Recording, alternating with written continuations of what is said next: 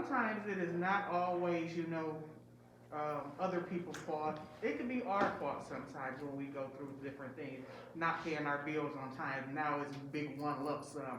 Not doing this when we should have done it. Now we're trying to fight out of a hole. So some things do just happen by circumstances, but a lot of times we can put ourselves in different certain and difficult circumstances that we don't even need to be in it. But God still helps us through those situations as well.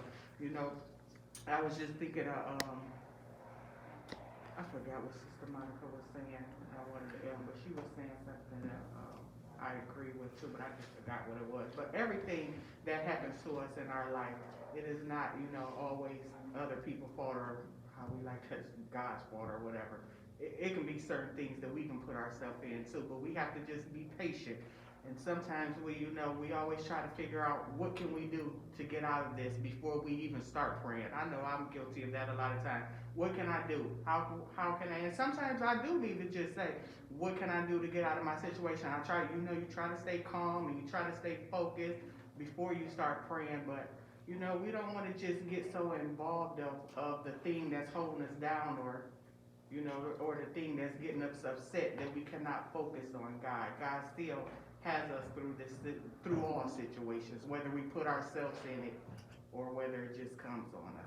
And sometimes I like that because sometimes the answer is not getting out of it. Sometimes the answer is staying in it and learning the lesson. Right. Sometimes that's how we get better. That's how we come out of it. Staying in it and figuring out, okay, now, because that's the first thing that I do.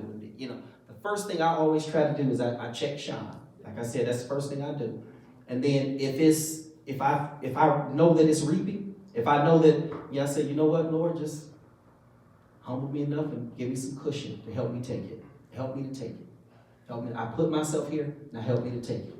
And then I say, okay, Lord, can we come on now? I feel like I got the lesson now. I feel like I got it now, But at the end of the day, what I come to find out is what we don't want to do is blame us. I had this couple one time, and I'm done. Y'all want to say something else, you can, but this couple asked me to counsel them one time. They had just recently, they were married for about a year. And they asked me, hey, can you come counsel us? And I said, okay. And I said, here's what I need you to do. I said, you go in that room and you go in that room. I said, and I want you to write down what you did to destroy the relationship. Write down what you did to destroy the relationship. I said, okay. I said, I'm going to give y'all a good 20 minutes. So just jot down a few things. And they both come back and they hand me their paper and I'm reading them. And I said, tell me what I said, dude. You said, write down what he did. He said, you said, write down what she did. I said, we got to the root of the problem right here. I said, I knew you all would do exactly what you did. I said, because that wasn't what I said. The instruction was, write down what you did. You did say that. Well, I don't think he said, well, I don't think I said, that's the problem. That's why you can't get along. That's why you can't agree. Because you don't see you and you don't see you. You trying to change you and you trying to change you. If you work on you and you work on you, y'all can live together in harmony and be all right.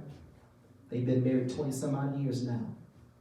And to this day, when they had their 20th, last year they had their 20th, as a matter of fact. And I was supposed to go and officiate their vow renewal, but COVID shut that down. But the thing is, and he told me last year, he said, if it wasn't for you, I said, no. First of all, that was God, because just because I said it don't mean y'all had to do it. But the thing is, what we don't like to do is point the finger back at us. We don't like to blame us. We want to blame everybody but us. Sure. And like Sharetta said, at some point, some stuff I brought on myself. Some stuff I brought on me. Some stuff. My oldest sister, she was the queen of sneaking out the house. Then she would get in trouble and say my mama was mean.